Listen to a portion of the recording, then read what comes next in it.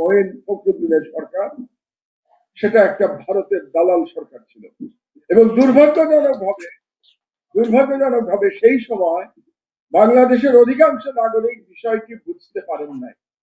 মানুষের মধ্যে একটা ভুল ধারণা ছিল যে এই সরকার কিছু ভালো কাজ করতে এসেছে, দুর্নীতির বিরুদ্ধে জেহাদ করতে এসেছে, এটাই স্লোগান ছিল সেই সময়।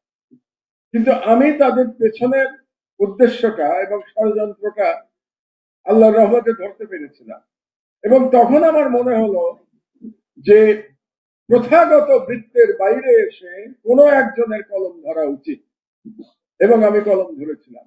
এবং আমি আলমগীর মহিউদ্দিন ভাইয়ের কাছে কৃতজ্ঞ যে সেই সময়, মানে আজ থেকে 18 বছর আগে, এক অপরিচিত লেখকের লেখা তিনি তার নয়া দিগন্তের এডিটোরিয়াল পেজে ছাপিয়েছেন প্রতি সপ্তাহে।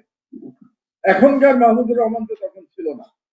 তখনকার মাহমুদুর রহমানকে সবাই জানতো, সরকারে ছিল, ইঞ্জিনিয়ার, এমবিএ, প্রাইভেট কোম্পানি চালানো এক এন্টারপ্রেনার মাহমুদুর রহমান হিসেবে। এন্টারপ্রেনার মাহমুদুর রহমানের লেখক হয়ে ওঠার পেছনে আলমগীর মহিউদ্দিন ভাইয়ের বিশাল অবদান ছিল, এবং সেই অবদানের আমি আজকে স্বীকৃতি দিচ্ছি।